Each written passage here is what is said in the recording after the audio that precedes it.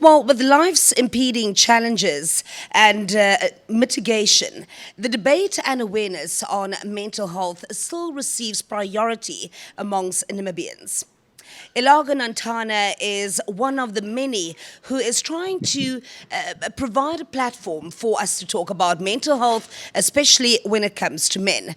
Elago has recently embarked on a journey on foot from Oranjemund to Katima Mulilo, a journey of roughly 2,200 kilometers, and he now joins us via Zoom to talk about mental health as well as the purpose of his journey.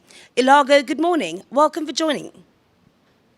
Good morning, Namibia. Good morning, everyone. Good morning. I usually say family, family, family. Good morning.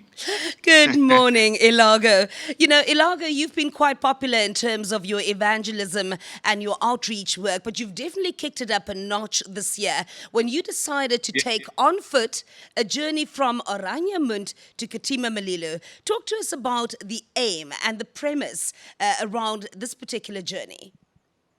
Okay, thank you so much. So I run a foundation called the Delivery Room Foundation, which is a spiritual and mental health clinic for boys and for men. So we usually tackle on issues that are pertaining to mental health like suicide, depression, anxiety, and alcohol abuse, pornographic addictions, and so forth. So we try to empower men to overcome some of these absences that are affecting their minds. So this year, the statistics of suicides were very high to a point of us to think that as a foundation, what can we do to help young men? What can we do to have a national impact? And I realized that with all these suicides happening, we can actually take up a challenge and completely. I realized that everyone has an objective and has an aim, and they can actually overcome it. So I decided, like, okay, let me do something that was never done before. Let's walk from Oranjemund to Katima Mulilo. Just myself, I'll walk from Oranjemund to Katima Mulilo in prayers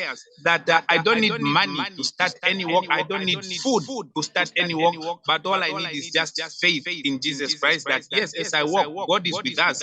As I move, nothing will happen to me. And I took up this challenge to inspire young people that, yes, take up a challenge on your own and challenge yourself and go ahead with it. And you can actually complete it. And this was one of the aims that we have taken up this challenge.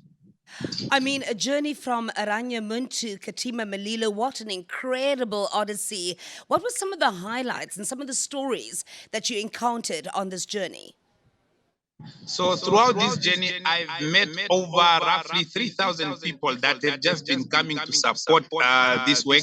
All the people I've met were divinely connected to this journey. So as I was walking, there are young people that came by faith. There was a young man who was on crutches, who was also so heartbroken, and he wanted to be inspired. And he also decided on crutches that, let me walk with you also just for 100 meters on crutches, because he had a leg that was swollen up, but he wanted to challenge himself with something that also he will be proud of. There were certain mothers that came just because one of her daughters committed suicide and she was in a coma, and she also just wanted to partake on this journey that, let me also walk with you as you walk from Oranjemund to Katima Mulilo.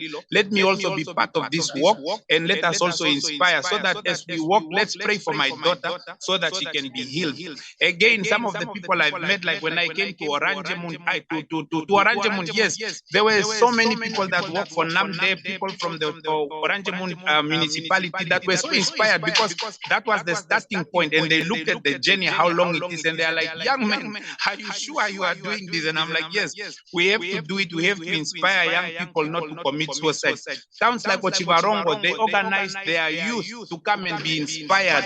Towns like combat, the whole nation came together just to inspire the body of Christ. So that's when we saw unity as the body of Christ, where there is no color, there is no ethnic group, it's just the whole community working together. So that was beautiful.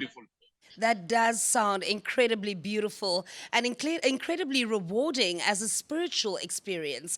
Now let's talk about what this journey meant for you. What was some of the aspects that really touched you, in terms of your mental ability, your spiritual ability, your physical ability during this journey?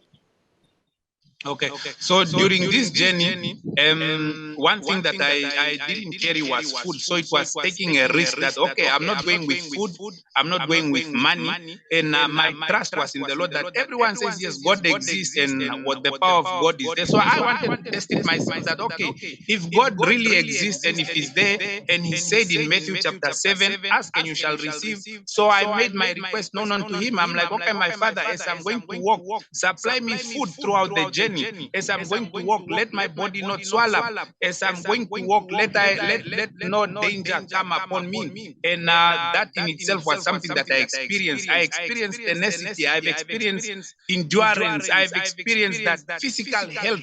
You know, for you to take up a challenge, you must be able to have a fit body. Like for myself, I thought the body was limited, but there's actually no limit to the body. As long as you put your mind to it, you can do it. So yes, this was a very awakening journey. It awakened me physically, spiritually, mentally to overcome any challenge that I'll be faced. So this is what we define as endurance. That, oh, if somebody say you have to endure, this is what you have to do. Yes, it doesn't mean that everything just pops up. It means that I have to carry my tent, because I'm carrying my tent in my bag and a sleeping bag. That's roughly 15 kgs. So as I carry it every day, I have to set up my tent, I have to pack it, and I have to continue. Meaning, for success, you have to walk, you have to do in the walk. Even though you have faith, you must have walk also. So I'll pack up my tent, I continue for 93 days. I sleep, I wake up, I do it over and over and over. Whether I feel like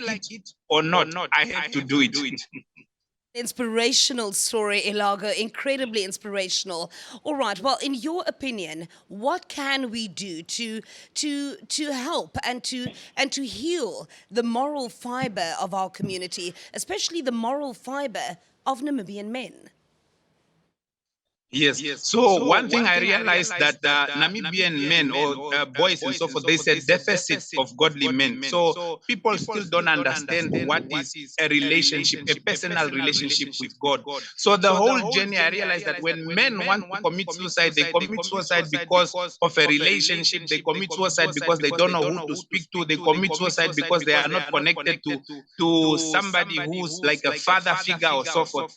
And I realized that men must first find God. Men must first be in a relationship with Christ, because Christ is a spirit, and you only follow Him through the spirit. And through the spirit, as people say, is just having the word be directed by the Bible. One of the first challenges that I have done to have this kind of faith is I have read the whole Bible in 7 days. I read the Bible from Genesis up until Revelation, and I made the Bible my part of life every day. So it's one of the books that I read every day. And with that, just the words themselves, they lift me up. So like in any relationship, words can either build you or destroy you, but the Bible's words will always lift you up. And I realize that men, as they come to our delivery room, we only give them words. It's not that we create any magical or any magical move or anything. We just give them words, and words inspires them. We're like, my brother, don't go through it. If your girlfriend dumped you or you are left, it's fine. God has created over 7 billion people in this world. Have you been to Oranjemund? Have you been to East? Have you been to Opuo? Maybe your wife is waiting for you. Maybe she's in Zambia or in Zimbabwe, but you must move. Yes.